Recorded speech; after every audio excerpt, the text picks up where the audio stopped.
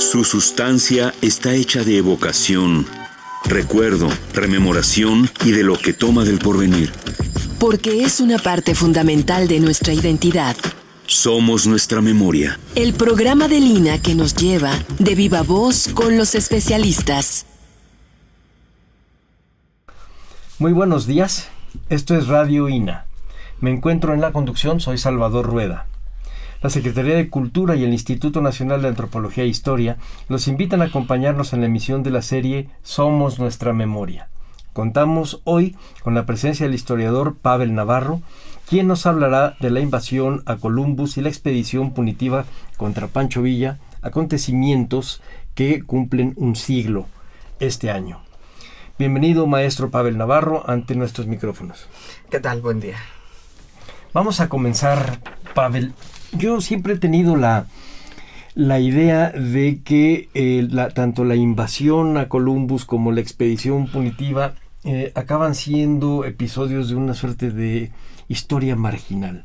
Por un lado, la invasión a Columbus dista mucho de ser realmente una invasión, por un lado, y en segundo lugar, también dista mucho de ser un acontecimiento histórico trascendente. La expedición punitiva, a su vez, también dista mucho de ser parte de un trabajo de Estado a Estado y de una decisión que va de la diplomacia a la guerra, y acaba siendo entre una venganza policíaca, acaba siendo un episodio oscuro, importante básicamente para los mexicanos. Tú me dirás si tengo razón o no. Básicamente para los mexicanos, pero sobre todo porque pasa de ser una noticia rara del día a ser una suerte de leyenda, a ser parte de la picaresca y en los corridos en donde Pancho Villa se burla de los gringos y etcétera. Hoy, a 100 años, ¿cómo podríamos pensar en la expedición punitiva y de lo que lo originó? Platícanos, Pavel. Sí. En parte a esta suerte de que ha corrido la punitiva, en parte quien ha sido un actor fundamental fue el corrido de Samuel Lozano, la punitiva. Todos nos aproximamos a la punitiva a través de Nuestro México, febrero 23, dejó Carranza pasar a americanos, que es una manera jocosa en que aprovecha esta burla que puede hacerse de la autoridad, del ejército poderoso, que hace este zorro astuto, como también se ha visto a Villa, pero de alguna manera la punitiva encapsula el evento. El corrido lo hace de manera tan jocosa, en ese sentido está muy bien escrito, que es una burla irónica perfecta, pero lo encierra en solo el evento sin ver un poco todo el contexto, ¿no? La parte de los años de 16 de la punitiva en Chihuahua son de los más dramáticos, es el enfrentamiento de la continuación de la guerra civil a la parte de defensas sociales que se forman en el Estamos hablando del mediodía de la Revolución Mexicana. Del mediodía de la Revolución, que en Chihuahua va a continuarse de la manera más intensa. Están combatiendo desde 10 y para 16, cuando en algunos lugares empieza a bajar los fuegos de la guerra, en Chihuahua se mantienen intensos y como el foco central. Tan central que hasta el ejército norteamericano terminará involucrado en esta dinámica. Pero yo creo que la punitiva se ha ocultado en esta parte de la picaresca, pero sigue siendo una parte muy dramática. Si revisamos los otros corridos, tomándolos como fuente, más bien los que lo acompañan también ya son muy lastimeros. El Mayor de los Dorados, de aquel que sigue con Pancho Villa hasta el final, pero aunque hayan quedado lisiados, derrotados, pero el sentido de lealtad permanece. El corrido villista también que se compuso para la película de Vámonos con Pancho Villa, también son canciones de derrota que duelen, que vienen siendo a la mitología villista también lo que son las narraciones de Nelly Campobello. Uh-huh. Son narraciones muy dramáticas que encierran esta relación con la muerte de este villismo ya recluido y entrado hacia la sierra, perseguido, un regreso a los tiempos de bandido, como lo trató de marcar la publicidad, sobre todo carrancista de la época, de vean que Villa siempre fue un bandido, tanto así que regresa a la sierra, pero que marcará distinto, y en ese la punitiva será que no sea un retorno igual, sino que sea aprovechando una experiencia que le ha dejado la revolución, tanto así que es capaz de, ya no es un bandido ordinario, es un bandido capaz de crear un conflicto internacional que pudo haber sido de otras consecuencias, pero yo creo que es parte central de la Revolución Mexicana. Pero fíjate, Pavel, ahorita estás platicándonos de los distintos corridos, de cómo se manejaba en esa época la punitiva, etcétera. La gente que oyó esos corridos, que vio la película a finales de los años 20, etcétera, sabe lo que era la punitiva. Para una generación como la nuestra, no sabemos qué es la punitiva, de qué estamos hablando. Además, con todo el bombardeo que hay de lo que nos sucede ahora alrededor de las orillas del orden social, de la vida política, etcétera, no sabemos lo que es la punitiva. Nárranos un poco qué es este acontecimiento, cuál es su contexto, platícanos qué es la invasión a Columbus y la punitiva. El contexto de Pancho Villa poco antes del ataque es un contexto de derrota. Ha perdido las principales batallas. Estamos hablando de febrero del 16. De febrero del 16. Apenas unos meses antes han sido las estrepitosas derrotas en el Bajío. Ha intentado hacer algo, llevar a la contraofensiva, entrando a territorio sonorense, cruzando con sus tropas desde Chihuahua, con una larga marcha para ocupar Hermosillo y la frontera estadounidense protegida por Plutarco Elías Calles, que era quien había quedado en la retaguardia de los sonorenses. El avance es penoso, pero logra mover una buena parte de sus fuerzas que le restaban a Sonora cuando se da uno de los acontecimientos poco conocidos. El gobierno norteamericano permite a los constitucionalistas mover tropas desde Coahuila hasta Sonora por territorio estadounidense usando los ferrocarriles estadounidenses, en lo que será uno de los agravios que Villa mantendrá presente, que si algo tenía era buena memoria, tenía una percepción histórica particular, pero buena memoria.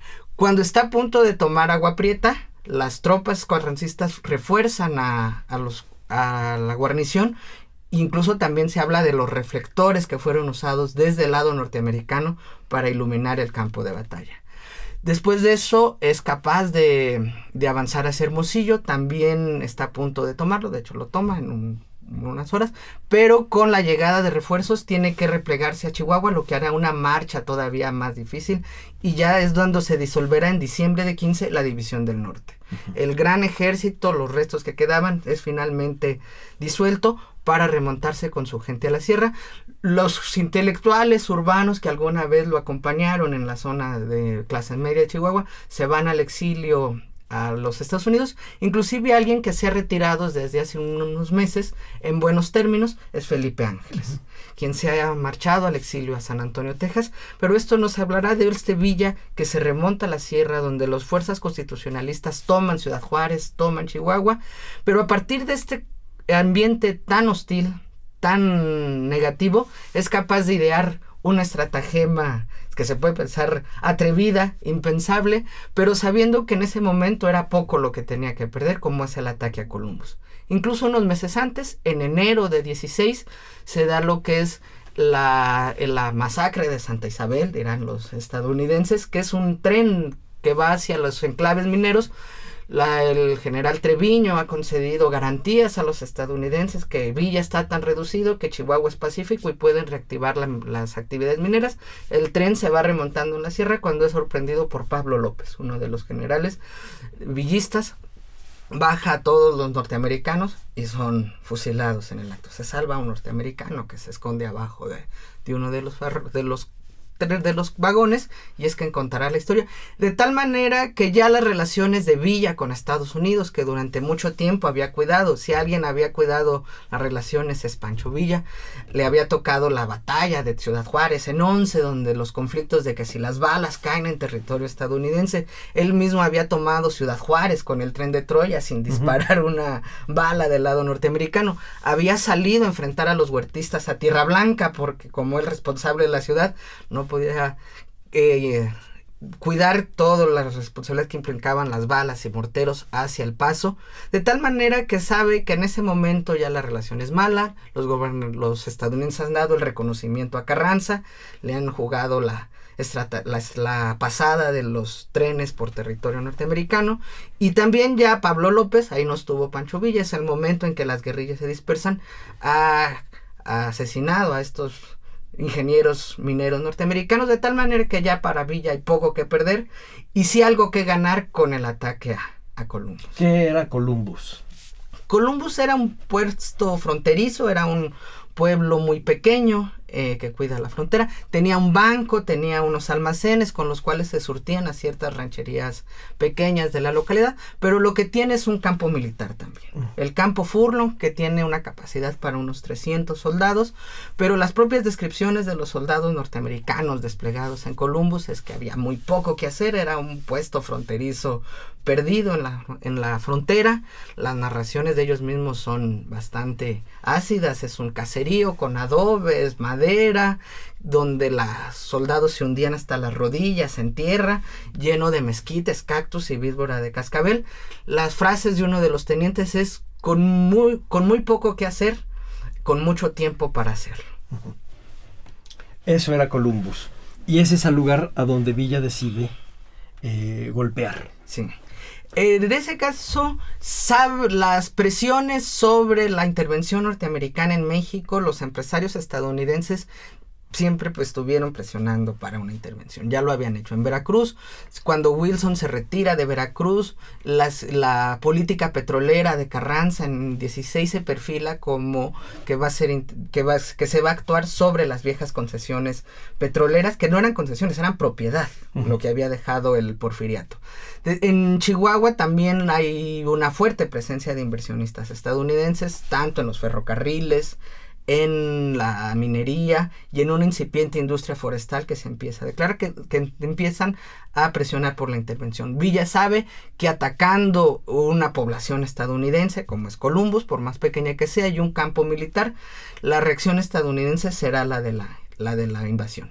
Si en 46 la frase famosa de con un territorio en disputa, la frase del presidente Polk de sangre derramada, ha sido sangre norteamericana derramada en suelo norteamericano, más con el ataque, la invasión era de esperarse. Villa calcula que será como fue, una invasión no de todo el país, sino limitada a territorio chihuahuense, en su persecución, que expondrá la reacción tibia de Carranza frente a la entrada norteamericana.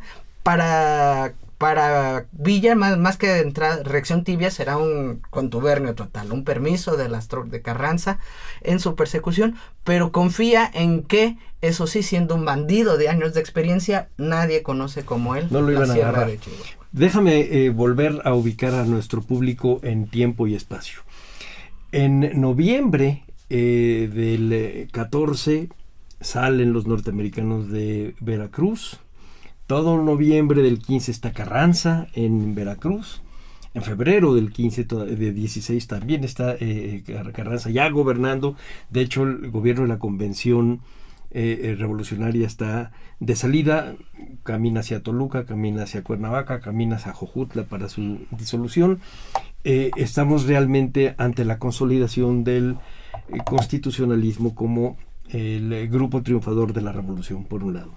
El retiro de Villa hacia la sierra, que nos acabas tú de narrar, y la inclinación obvia del gobierno de Wilson en favor de Carranza. Y entonces Villa, con un pequeño grupo de hombres, tengo idea que 500 hombres, atacan la población de Columbus, pero de todos modos es repelida por el pequeño grupo de ejército. Da la idea de que no es que haya sido repelida, sino que Villa llegó, pegó y se fue. ¿Estamos en lo cierto? Ese es el proyecto original. No es la mal lograda acción militar del villismo. Cuando había enviado unos agentes a que revisaran el terreno, se estaban hospedado en Columbus. Los informes no son los más adecuados, inclusive el ataque es alrededor de las 4 de la mañana. La intención también era descarrilar el ferrocarril que venía de Arizona hacia El Paso y cruza por Columbus. no están listos, pasa el ferrocarril antes de que lo lograran descargar, lo que hubiera hecho más impactante el ataque.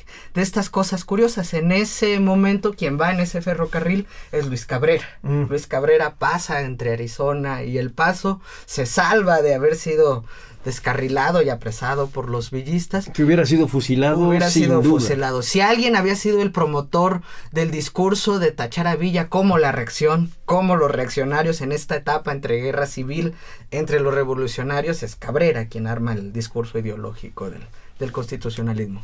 Se salvan porque no están listos. Finalmente, cuando entran los villistas en la madrugada, atacan en varios grupos, unos a la población civil en busca de recursos financieros, el banco, hacerse de los dólares que pudieran encontrar, y otros al cuartel, a Campo Furlong. Los que atacan al cuartel se equivocan en el ataque inicial porque confunden las barracas con los soldados norteamericanos con los establos. Lo primero que atacan son los establos, causando una matanza de caballos impresionante. Los otros tratan de hacerse de la caja fuerte del banco, lo usan dinamita para abrirla y no logran abrirla, pero lo que hacen es que se queme el banco y comienza a incendiarse Columbus, lo que hace que las llamas los haga visibles ante la luz. Los soldados norteamericanos tampoco reaccionan en un inicio de manera eficaz, están sorprendidos.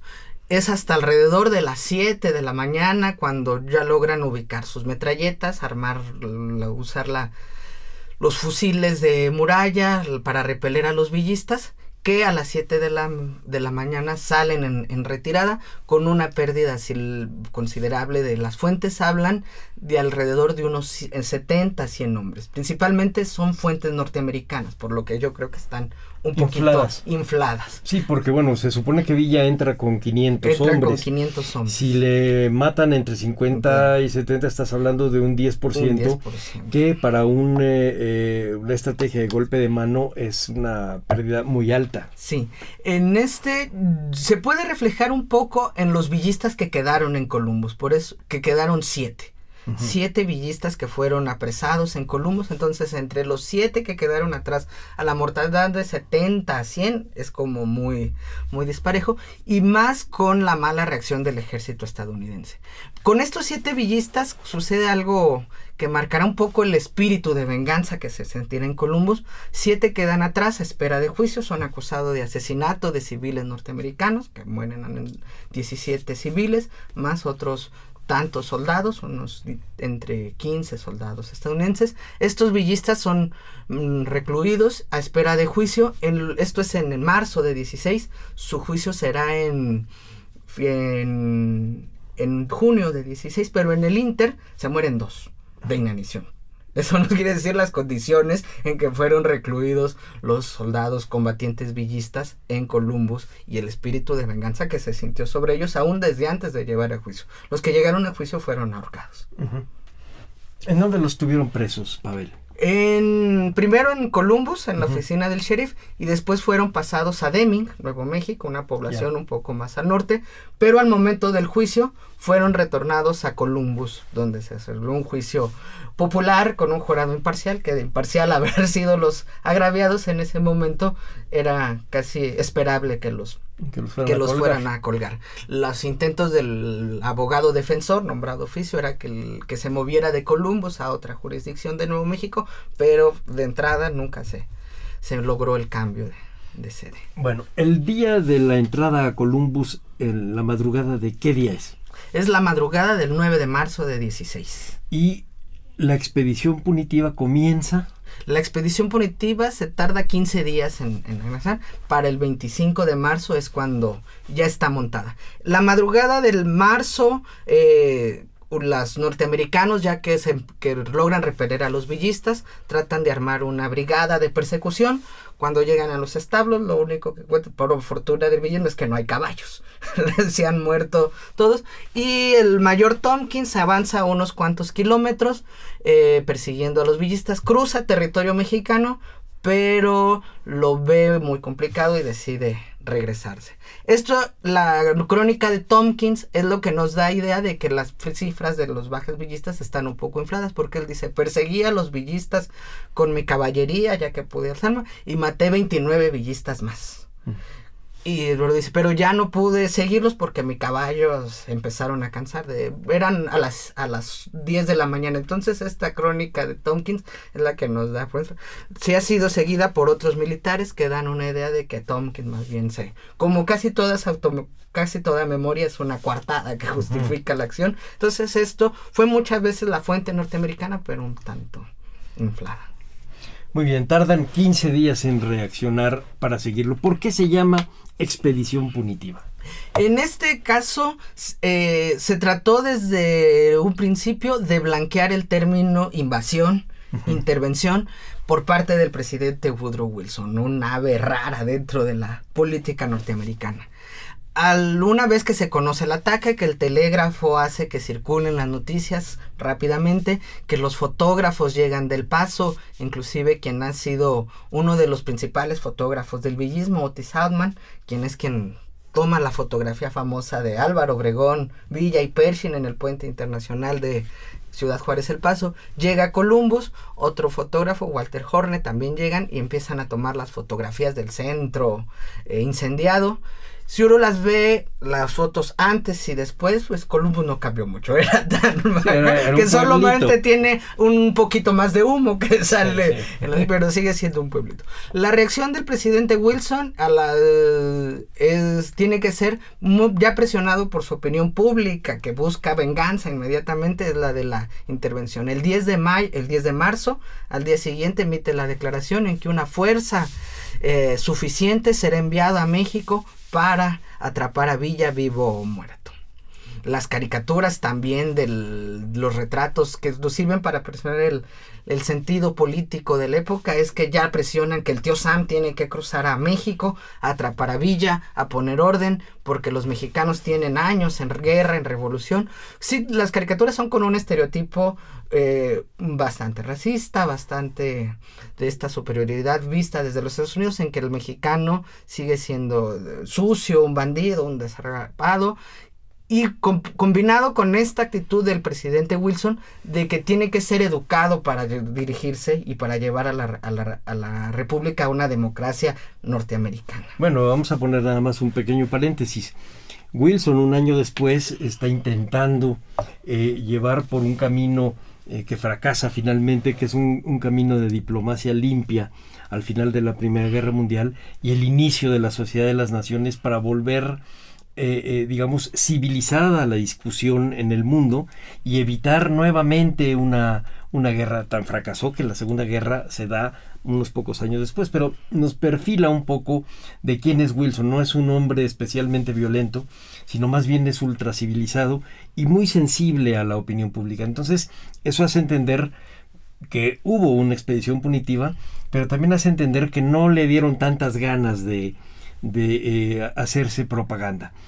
¿Quiénes eran los militares norteamericanos que estuvieron involucrados en la expedición punitiva? ¿Te acuerdas? Sí, el comandante en jefe es el general John Pershing, un comandante que se ha hecho de una fama de duro, de fuerte, con las guerras norteamericanas en Filipinas. Uh-huh. Una vez que los Estados Unidos han entrado en guerra con España a finales del 19, que se han ocupado los antiguos territorios Puerto Rico, Cuba con la enmienda Platt, relativamente independiente, pero con presencia norteamericana en las Filipinas.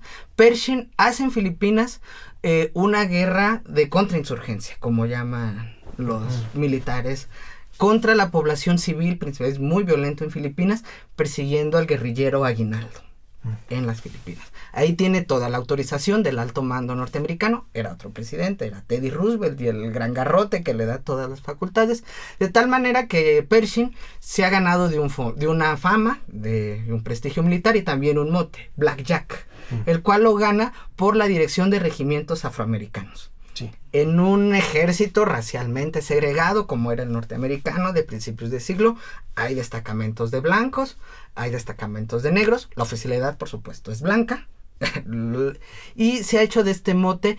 En un momento los militares le dicen Nigger Jack, el cual ya era demasiado agresivo, lo suavizan con Black Jack. Fíjate que eso me hace sentido, porque yo conocía fotografías de ya la salida del ejército norteamericano ya en 17, y los soldados que están saliendo todos son de raza negra. Y entonces me hace entender perfecto lo que ahorita estás explicando. Sí, el destacamento del 10º Regimiento de Caballería en Fort Wakuja, en Arizona, es de afroamericanos. Es mejor el término que después usará Bob Marley para referirse a ellos como los Buffalo Soldiers. Pershing además es el comisionado, se le encarga la dirección, pero desde un inicio Wilson pone las condiciones de la invasión, que con su secretario de Estado dicen: no llamemos la invasión, digamos expedición punitiva. Es decir, de punishment, de castigo a la acción villista.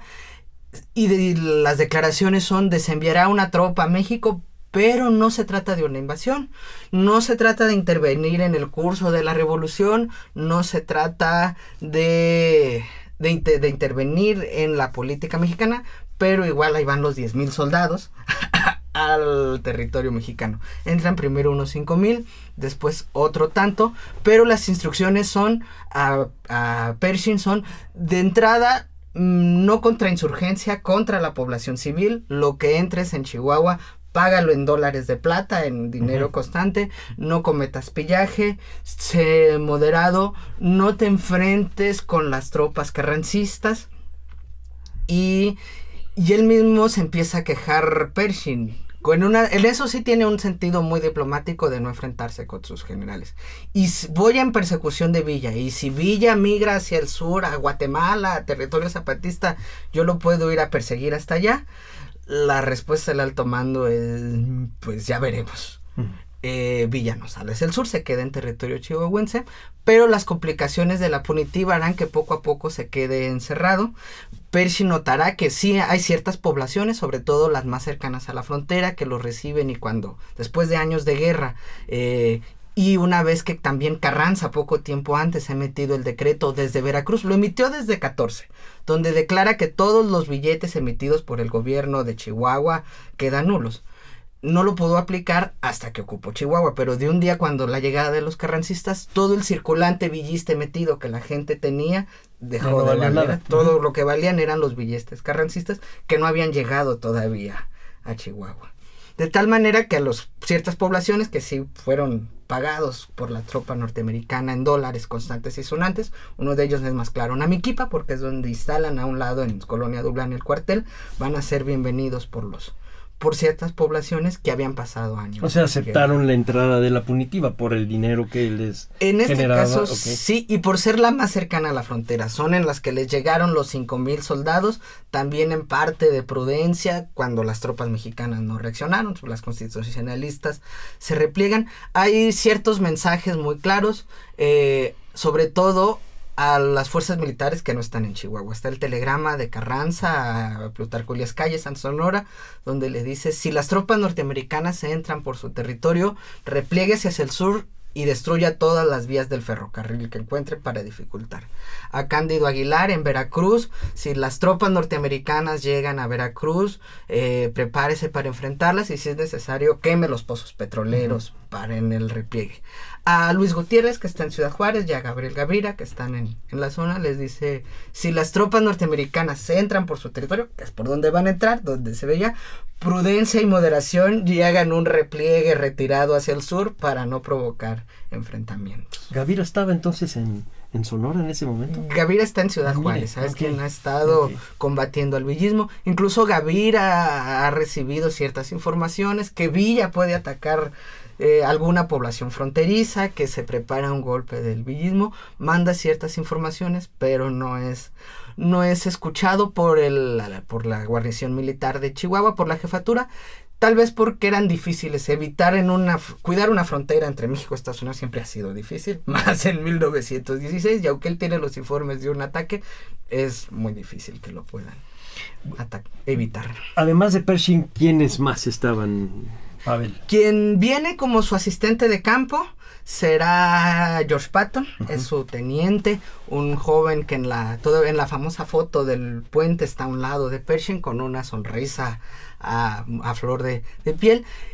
Si Pershing, cuando recibe las instrucciones del alto mando del general Funston, y del general Hugh Scott, de prudencia, de que tiene que ser muy moderado, que no se pretende enfrentar a la población civil. Se dan cuenta que conforme se remontan en territorio villista reciben poco el apoyo de la población, se va complicando, los guías los llevan, contratan ciertos guías, ellos traen apaches, sí, pero también traen guías viejecillos, población civil que empiezan a subir y los hacen dar vueltas por la sierra sin darles información fiable. El joven Patton, que todavía por su fortuna se queja y dice: Wilson tiene la voluntad de un gusano, el carácter de un cuervo pájaro, esto no nos va a llevar a nada.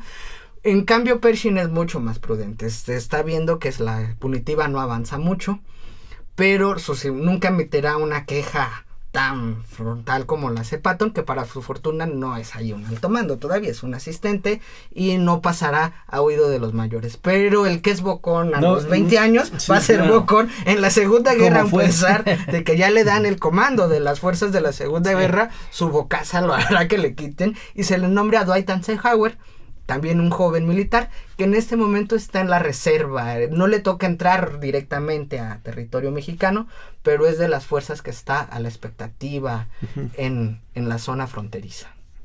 Muy bien, además entonces está el famoso, que nosotros conocemos es Pershing, pero el que la historia vuelve famoso es Patton.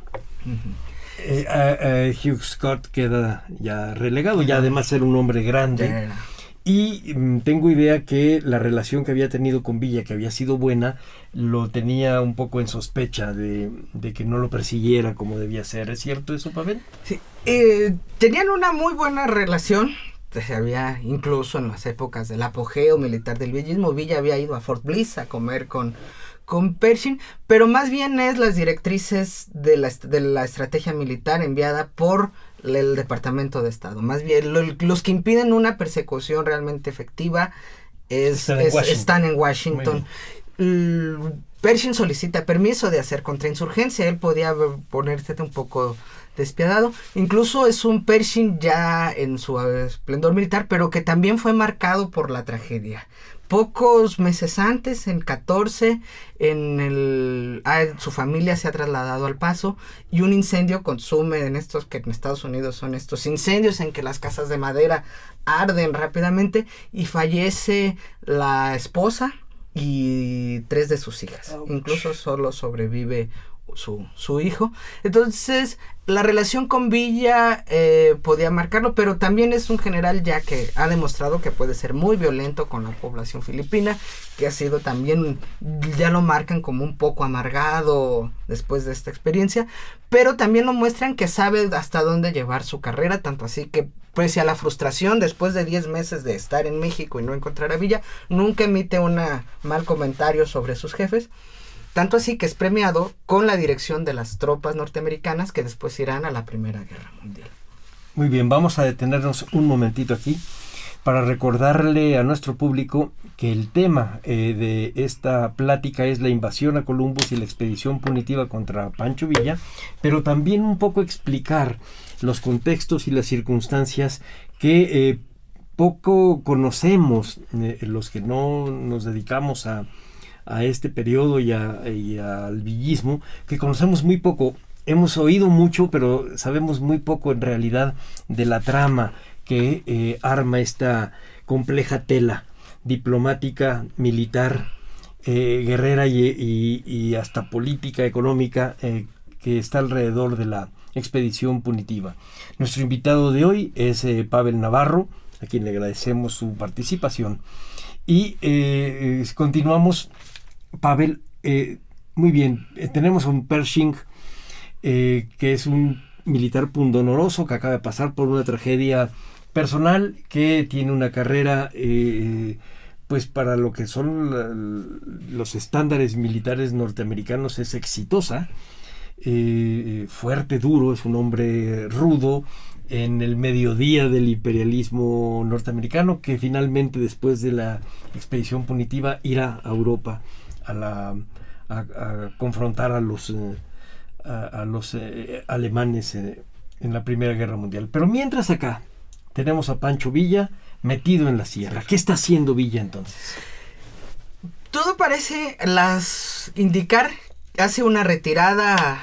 Villa era capaz de esconderse si lo deseaba y desaparecer. La retirada de Columbus es a un paso, a una marcha pausada, dejando semillitas, rastros, podríamos decir, usando la metáfora infantil, pedacitos de pan de por donde va pasando, atrayendo a las tropas norteamericanas. No esconde nada, saben perfectamente dónde va Villa cuando entran a Ciudad Guerrero. La guarnición es controlada por las carrancistas y en este caso el ataque villista los desplaza fácilmente.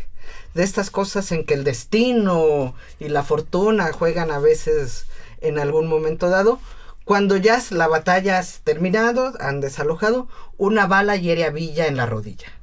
Muchos hablan de una bala perdida, inclusive por la forma de la herida hablan de una bala fría, que es de estas balas que primero rebotó en una piedra y después fue a dar a la rodilla de Pancho Villa, que lo hiere unos 2 centímetros abajo de la rodilla. Y que de hecho hace que su pierna se acorte a partir de entonces, ¿verdad? Sí, porque la historia de su recuperación va a ser lenta, metido en la sierra. Primero, cuando se ve la herida, lo primero que exclama es: ya me agujeraron las mitazas, con este humor que siempre caracteriza a Villa. Las mitazas son estas polainas que usaban los dorados de Villa, que todos conocemos, estas mitazas chaparreras. Sí.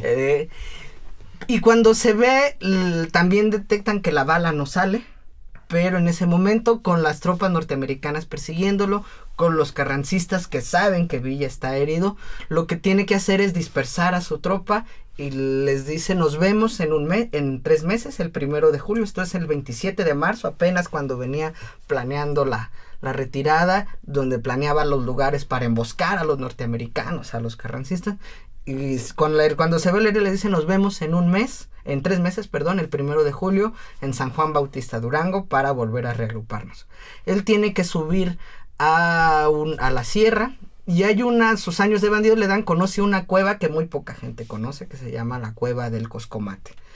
En esa es en un cantil. Para llegar inclusive hay que subir por poleas que suben al general herido. Va con 2 de sus hombres más cercanos. Uno es su primo, Joaquín Álvarez, y Bernabé Cifuentes. Suben y entran a la cueva. Pero fíjate, lo cuentas tú como si no fuera nada. Pancho Villa era un hombre fornido. Debió haber pesado 90, 100 kilos. Subirlo con poleas o con malacates y lazos no debió haber sido nada fácil. No, es una de las tareas, de lo que esconderse en la cueva herido es de lo que refleja, y será parte de la leyenda de esta habilidad de Villa para desaparecer. Se sumará en parte a que es una cueva que tapan los árboles, la entrada, y que en los momentos más cercanos pasarán los aviones de la punitiva haciendo sobrevuelos de supervisión. Las tropas del capitán Robert House, que ya la punitiva se empieza a dividir en columnas en su persecución, acampan abajo, y hay una canción que cantan las tropas norteamericanas. En Estados Unidos se exaltó de las tropas ya van, y algunos compositores patrióticos compusieron canciones de los buenos muchachos que van a México a defender el honor del 16, pero lo que las tropas norteamericanas cantaban era una canción de music hall, el Long Way to Tipperary, que es también la canción que cantan los ingleses en la guerra. En esta empatía entre fuerzas militares, lo que cantan es esta historia del muchacho irlandés que tiene que dejar a su amada en Irlanda para irse a Londres y luego a combatir al frente. Es lo que los norteamericanos cantan. El Long Way to Tipperary, dicen que de tanto escucharlo, una vez que se retiraron las tropas, que Villa bajó a los 3 meses y encontró a la gente de la región, preguntó: oye, ¿y qué es esa canción de Se jaló el buey con tapadera? La he oído de Villa, para el inglés no era muy bueno, pero refleja esta parte de cómo, a pesar de la parte más trágica, la mitología villista lo convierte en picaresca, como la punitiva, la canción del buey con tapadera. Con buey con tapadera, o sin buey con tapadera, no hay... Esto refleja esta parte elusiva del villismo sobre la punitiva, y cómo este fracaso de la expedición se convierte en una gesta en que se reivindica por parte de la mitología popular el haber entrado a Columbus, haber salido y escapado durante varios meses. Fíjate que cuando yo era niño, y te estoy hablando hace un poco más de medio siglo, mi papá nos platicaba sobre la expedición punitiva a mis hermanos y a mí, y nos llamaban la atención dos cosas. La primera, el uso del armamento villista, que ya tenían muy poco parque, cuando menos a la mano, aunque tenían escondido por un lado, pero que era suficiente como para poder resistir a la punitiva. Y la siguiente, que tenía médicos Pancho Villa en su bando, que le ayudaron a sanar de esta herida. Y por el otro lado, el corrido en donde Pancho Villa desde el avión les dice goodbye a los americanos, aunque sabemos que el avión no lo traía Pancho Villa, sino los americanos. Platícanos un poco de las bases materiales que tenían los dos grupos, los villistas y los norteamericanos. El ejército norteamericano está haciendo pruebas principalmente para lo que será la Primera Guerra Mundial. Wilson, en ese sentido, sí tiene ya una perspectiva de Estados Unidos como potencia mundial. La sociedad norteamericana todavía se estaba un tanto encerrada en el continente. La zona de influencia norteamericana que consideran es América para los americanos, y aquí sí es donde tenemos que ejercer nuestro poderío económico. La guerra en Europa todavía se les hace distante, tanto así que estamos hablando en 16, y Wilson ha brindado todo el apoyo a Inglaterra, a Francia, a los aliados, enviando petróleo, armamento, alimentos, pero no convence a su sociedad de entrar a la Primera Guerra. Y en parte también el ejército se prepara, pero sin estar en la dinámica bélica, sus ensayos todavía son un tanto rudimentarios. De tal manera, si uno ve las fotografías de los tanques alemanes e ingleses que están ya actuando en la Primera Guerra Mundial, son hechos en toda la forma. Los tanques norteamericanos están a medio camino entre orugas, tractores y vehículos acorazados. En Alemania y en los Países Bajos ya se están dando las batallas aéreas del Barón Rojo con un despliegue de aviación. Los aviones estadounidenses enfrentarán en la punitiva sí circunstancias distintas. De entrada, los combates en Europa se realizan aproximadamente a 500 metros sobre el nivel del mar. Hacer despegar un avión en 1915 para los europeos era relativamente fácil. En Chihuahua encuentran una complejidad. Aproximadamente la altura promedio de las llanuras es de 1500 metros. De ahí ya las leyes de la aerodinámica son distintas. Hacerlo remontar además a las serranías chihuahuenses de 2000 metros sobre el nivel del mar es una complicación que los norteamericanos todavía no pueden resolver. La otra es las rutas de aprovisionamiento. En los combates en Europa, las ciudades están relativamente cercanas, salen los aviones, pelean, se enfrentan y regresan a sus bases. Acá, hacerlos partir desde la frontera estadounidense hacia territorio, recorrer 500 kilómetros, hace que los aviones estadounidenses se caigan, se les acabe el combustible, apenas logren avanzar unos kilómetros y ya no haya refacciones, suplementos, lo que hará esta parte que refleja muy bien la punitiva del robo de la Fuerza Aérea villista, ¿no? De que Pancho Villa les pinta una bandera, los aviones aterrizan, no hubo tal robo, no hubo Fuerza Aérea. A ver, platícanos bien esa anécdota. El corrido que marca principalmente la canción dice Pancho Villa, que es astuto, pinta una bandera norteamericana en el terreno, los aviones que ya se les acaba el combustible, que ya tienen que ver la bandera, aterrizan y los sorprende Villa. Y ahí es cuando Pancho Villa se roba el avión y el cierre, que es muy bueno del corrido, muy alejado, pasa Pancho Villa diciéndoles goodbye. Lo que Pancho Villa está es sanándose de su herida. Ni Fuerza Aérea, pero sí refleja este espíritu de la acción que logran las tropas norteamericanas. Lo que sí hay es en Chihuahua aterrizan los aviones, en Ciudad de Chihuahua, capital.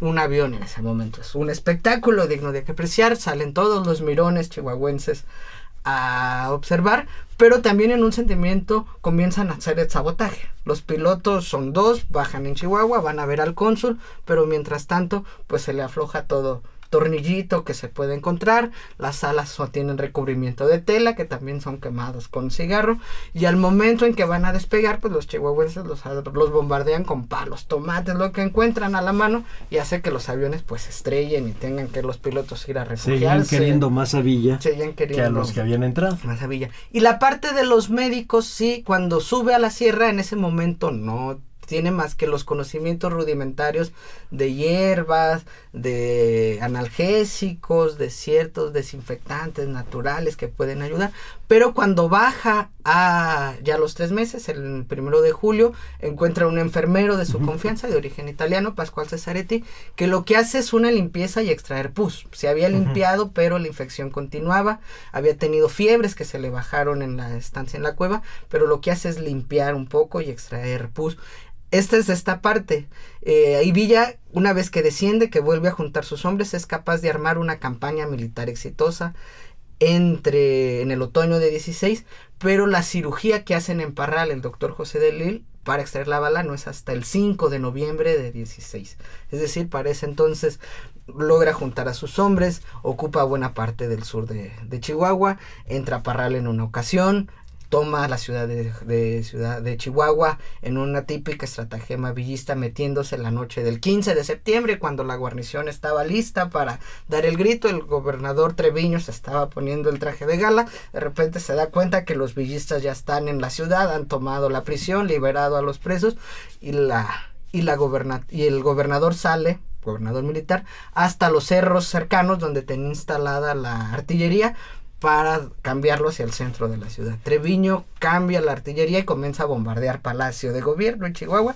Los villistas salen, pero es un golpe al prestigio militar de Treviño, claro.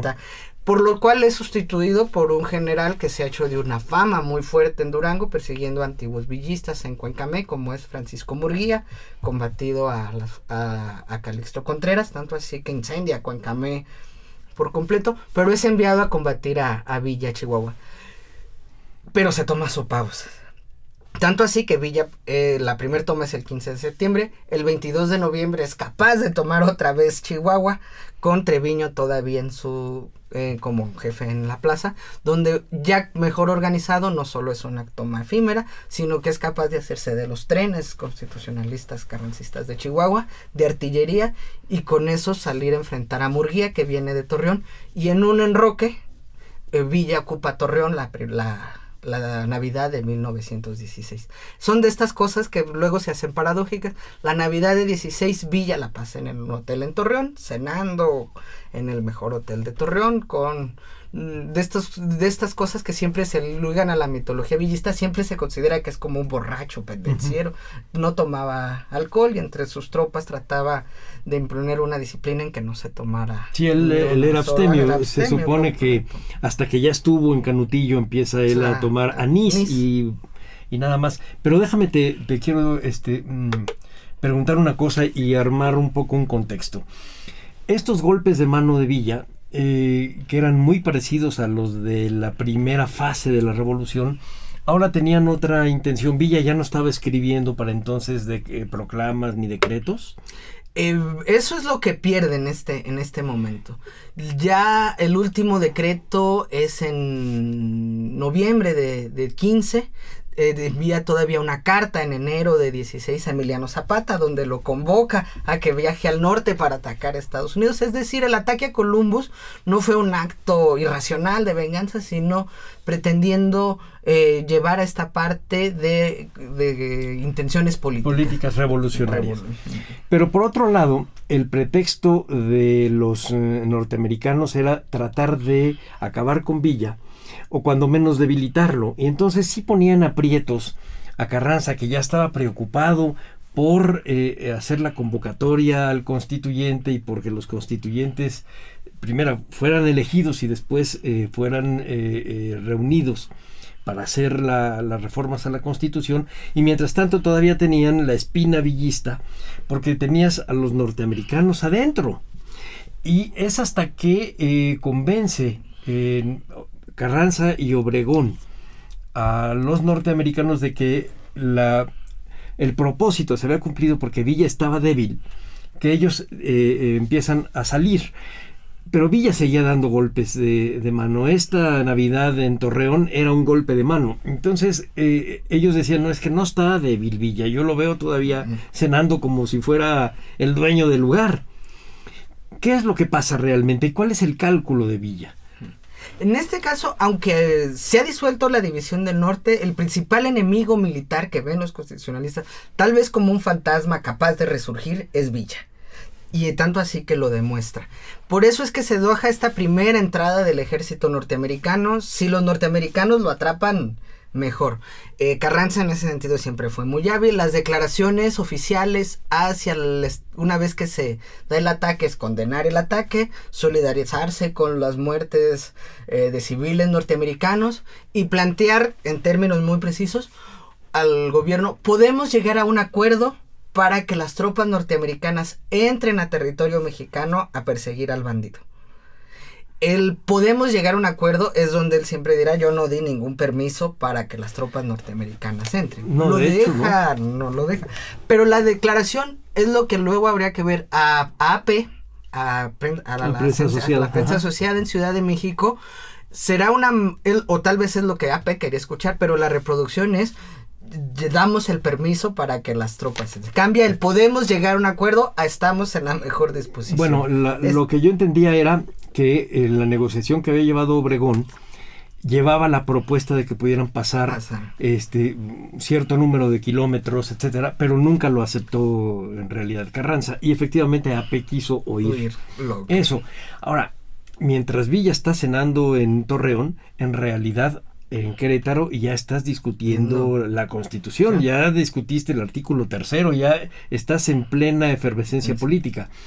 Yo pienso que hemos exagerado, y perdón, te lo estoy diciendo efectivamente para provocarte, que hemos exagerado un poco ya el asunto de la expedición punitiva y de la postura de una pieza de Carranza frente a estos invasores, porque de hecho se sigue manejando como una invasión norteamericana, cuando realmente Carranza está preocupado por el armado jurídico del Estado. Él ya es presidente electo, todavía no será nombrado constitucional, sino hasta el mayo del 17.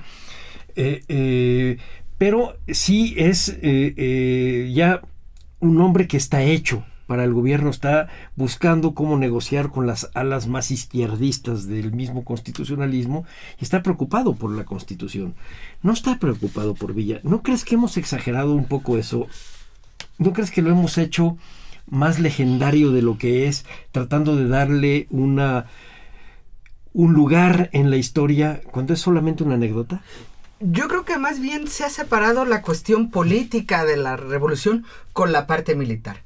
Sí, no serán las batallas del Bajío, no es la toma de Zacatecas, pero yo creo que se entrecruzan y hace que este temor a Villa todavía sea una parte fundamental de lo que se podrá resolver en 17. Al momento en que Villa está actuando en el año de 16, hay 10,000 soldados norteamericanos en Chihuahua y el grueso del ejército constitucionalista en un cerco alrededor del norte. Están los generales sonorenses en Sonora, Calles, Benjamín Gil, están los Joaquín Amaro y Francisco Murguía en La Laguna, Jerónimo Treviño, antes de que pierda su prestigio, sigue siendo el triunfante del Ébano, está Domingo Arrieta, Jesús Agustín Castro, haciendo todo y Gavira en Chihuahua. Entonces buena parte del ejército sigue teniendo una preocupación todavía muy militar y Álvaro Obregón como secretario de guerra vigilando todos estos movimientos. Yo creo que este fantasma que se le teme al villismo, esta capacidad de reacción, hace que se olvide y que se desconcentre militarmente, se despresione, por ejemplo, la zona zapatista. Que esto ocurra en 16 en Chihuahua, que el foco sea militar, sea el villismo, permitirá al zapatismo una cierta despresurización militar. No es lo mismo tener 20 generales a solo tener a Pablo González cerca, y hace que la reforma agraria, los intentos de reparto zapatista se consoliden en esta parte. Si una vez que el villismo es derrotado y sometido, como será un poco más tarde, en 18, 19, es cuando vendrá la ofensiva constitucionalista sobre territorio zapatista. Pero finalmente de todos modos era una guerra de baja intensidad ahí. y políticamente el mismo Zapata ya daba por derrotado el gobierno de la convención. No, yo considero que Carranza tenía los ojos puestos más, igual que Wilson, en la opinión pública que en el acontecimiento real. Es decir, si tú magnificas el acontecimiento tiene peso en la opinión pública, pero militarmente ya no tenía peso. Simplemente lo vamos a decir así. La fecha de salida de las tropas punitivas, ¿cuándo fue? El 5 de febrero del 17. ¿Y cuándo se promulga la Constitución? El mismo día. Entonces hay una coincidencia que pareciera calculada.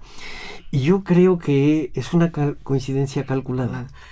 En parte parece más bien una coincidencia. Te estoy molestando, ¿eh? Yo lo sé. Pero hay un cambio que tiene que dar Carranza en el curso de los 10 meses. Cuando deja entrar cuando recomienda la prudencia a sus generales, sobre todo de Chihuahua, que se retraigan y no enfrenten a las tropas estadounidenses. Después se darán 2 eventos de opinión pública que tendrán que darle el giro. Uno es la entrada de las tropas estadounidenses a Parral, que ya es Parral, es el antiguo mineral con una añeja historia, fundado desde el siglo XVI, alguna vez capital del reino de la Nueva Vizcaya, y orgullosos de haber sido capital de la República en 2 ocasiones, de recibir a Benito Juárez en la guerra de intervención cuando avanzaron, y en el regreso. Si algo los chihuahuenses se sienten orgullosos es de este apoyo a la República que dieron para sostener la República frente a la intervención francesa.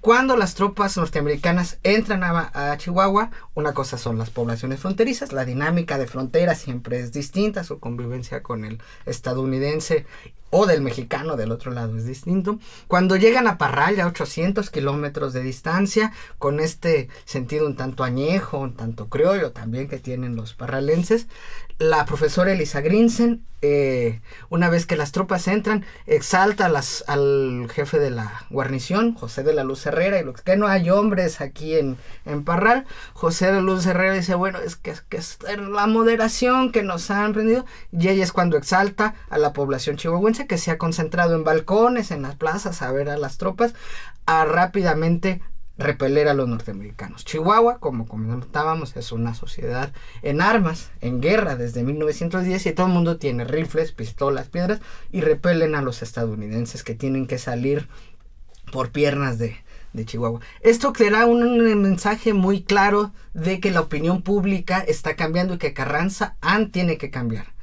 El otro también será las negociaciones de Obregón y Funston en El Paso, y el otro también que marca muy claro es el fusilamiento de Pablo López. Pablo López, que es quien se ha responsabilizado de la matanza de Santa Isabel, quien dirige personalmente el ataque a Columbus, que resulta herido en el ataque y en su retirada debilitado es perseguido por los constitucionalistas y atrapado a finales de mayo. Es llevado a Chihuahua, sometido a juicio y fusilado públicamente. Las crónicas que muestran es que ante el pelotón de fusilamiento, los chihuahuenses que se concentran a mirar, empiezan a marcar de traidores a los constitucionalistas, de perros, de una vez que se ha muerto López y que está tendido junto al paredón. Las reacciones son muy violentas de los chihuahuenses de ahora que los perros, ahora cómanselos, vean lo que han hecho. Entonces esto obliga, la acción militar es lo que obliga a ciertas alianzas de Carranza y de una postura. Finalmente, después de esto es en junio, es la postura que marcará enfrentar a los norteamericanos. La nueva circular emitida hacia el gobierno norteamericano y hacia Pershing, que todo avance y todo movimiento será combatido por las fuerzas constitucionalistas. Y eso sí también marca ya un hito. Y también empieza, me parece, a señalar el por qué finalmente la expedición punitiva no es eficaz. Por eso no pasa a ser tampoco un acontecimiento histórico. Dinos muy rápidamente, porque nos queda apenas unos minutos, ¿por qué fracasa la expedición punitiva? La expedición fracasa por diseño, principalmente porque Wilson no está comprometido a hacer una intervención que ataque a la población civil. La otra fracasa porque Wilson tampoco quiere involucrarse en una guerra directa con México. Una vez que se da la orden de que los constitucionalistas deben combatir a las tropas de Pershing, Pershing trata de calar el terreno, ver si es cierto, envía la guarnición del capitán Charles Boyd hacia Villa Ahumada, donde choca con el Carrizal, un enfrentamiento menor, pero que muestra que las tropas carrancistas combatirán. Ahí fallece el general Félix U. Gómez y aparece el capitán Boyd. Es atrapado una buena cantidad de soldados afroamericanos llevados a Ciudad Juárez. Y las... Sí, de hecho atraviesan el puente como prisioneros, ¿verdad? Como prisioneros. Liberados, sí. Liberados, pero ahí refleja estas condiciones diplomáticas en que ni Wilson ni Carranza quieren ir directamente a la guerra. Cuando son atrapados los afroamericanos, Wilson empieza a redactar la declaración de guerra. Y envían una nota diplomática muy severa al gobierno de Carranza exigiendo la liberación inmediata. Las crónicas le dicen a Cándido Aguilar que se haga el escondido, que no responda y no lo encuentren en Palacio. Llega el emisario norteamericano y no lo encuentra. Al mismo tiempo, los prisioneros norteamericanos son liberados a las 24 horas. Y las fotos de los afroamericanos son muy sonrientes. Entonces les da están tomándose la foto, son liberados. Y cuando llega al día siguiente la nota doppelamericana exigiendo la liberación, Carranza dice, si ya los liberé, si no hay materia de la nota diplomática, por tal no acepto. Entonces, tanto Wilson y Carranza quieren ir a la guerra directa. También hay... No quieren ir a la guerra. Hay los cálculos, los jefes, el Estado Mayor norteamericano, una guerra completa se necesitarán... Si hay 10,000 en Chihuahua, se necesitarán otros tantos 30,000 para ocupar los puertos y el bloqueo naval, y otros tantos 30,000 para ocupar la capital solamente, con lo que implica gobernar la Ciudad de México, de tal manera que prefieren dejar el impasse y llevarlo a las negociaciones que serán en Atlantic City. En ese momento se cruza también con la elección norteamericana presidencial. Wilson tenía que entrar a la intervención en México para responder a su opinión pública y no se puede salir hasta que pase la elección. La elección pasa en noviembre de 16, Wilson obtiene la reelección, pero también él ya está pensando en la guerra europea. Claro. Él siempre sus miras con esta parte un tanto de profesor universitario que quiere llevar a la civilización a todo el mundo, es que él va a tener que entrar a la guerra en Europa y los Estados Unidos entrarán. Lo que llevará finalmente a buscar la salida diplomática que se les ofrece el contexto de la guerra, cuando los alemanes, ya un tanto desesperados que la guerra no avanza, el 16 también, mientras se da la punitiva en México, que es todavía una aventura a medio caballo entre aventura del siglo XX o del viejo oeste, con el cartel de Reward, se busca a Pancho Villa como un bandido. En Europa la guerra es muy violenta. El 16 se dan las batallas del Verdún, donde no avanzan las tropas más que 30 kilómetros en una trinchera y han perdido 250,000 por bando, lo que obliga finalmente a Alemania a querer dar un nuevo golpe, intensificar la guerra submarina. Y al ver el fiasco que se han metido los norteamericanos en México, lo interpretan como, bueno, el ejército norteamericano no será un factor fundamental. Claro. Y ofrecen, en esta sí un poco una visión un tanto fantasiosa, el plan a Carranza de que si provoca la guerra con los Estados Unidos, que ha estado un tanto cerca, una vez que se provoque, que los Estados Unidos se empantane en México y Alemania gane la guerra mundial, otorgarán las facilidades para que se devuelva a México, Arizona, Nuevo México y Texas. Que eso es para otro programa porque es otra leyenda. Gracias, Pavel. ¿Nos puedes recomendar bibliografía para meternos más en el asunto de los últimos años del villismo, la expedición punitiva, la entrada a Columbus, todo este contexto que está en el último tramo de la revolución? Están las biografías de Villa clásicas, la del doctor Friedrich Katz, y la de Paco Taibo, la biografía narrativa, que recoge muy bien. De los testimonios villistas, de los más tempranos que se recogieron, fueron los de Alberto Cansadías, Pancho Villa, con todo y contra todos, tiene 2 volúmenes, ese y otro sobre el ataque a Columbus, donde en los años 60 él todavía recoge estas entrevistas. Hay un joven que al ver que los soldados norteamericanos entran y el gobierno constitucionalista carrancista no reacciona, decide remontarse a la sierra y se convierte en el secretario de Pancho Villa, José María Jaurrieta, que dejará sus memorias de campaña justo de 16 a 20. Y del lado norteamericano... Que esas las publicó con Aculta. Con Aculta. Sí. En 2000 se ha hecho una nueva reedición. Entonces Sí, con un estudio introductorio de Guadalupe Villa, que es excelente libro también, sí. Y del lado norteamericano está el libro de Joseph Stout, de Border, villistas, carrancistas y en la expedición punitiva. Y a manera de novela, Eileen Wilson, una periodista novo-mexicana, ha hecho recientemente una novela con esta parte de mitología, El zorro y el jaguar, el zorro Villa y el jaguar Pershing. Tiene muy buena pluma, Eileen Wilson, y además incisiva, es ganadora del Pulitzer, sobre todo por estudios de la experimentación como campo de bombas atómicas y de medicina. Son las que para entrar a Pancho Villa, sobre todo en esta etapa, son las que me gustaría recomendarles. Muchas gracias, Pavel. A nombre de Radio INA doy por terminada esta emisión, que fue posible por la generosa participación de nuestro invitado, el historiador y maestro Pavel Navarro, quien nos habló de la invasión a Columbus, la expedición punitiva contra Pancho Villa y los contextos de esos dos difíciles años, 1916-1917. Gracias a nuestros escuchas por su atención. Les sugerimos consultar más de nuestra producción a través de www.radio.ina.gov.mx. Soy Salvador Rueda. En la realización está Dirección de Medios de Comunicación a través de la subdirección de Radio INA con Gabriela Marentes al frente. En la producción, Evanibaldo Morales. En los controles técnicos y edición, Joel Cuautle. Hasta la próxima y muchas gracias.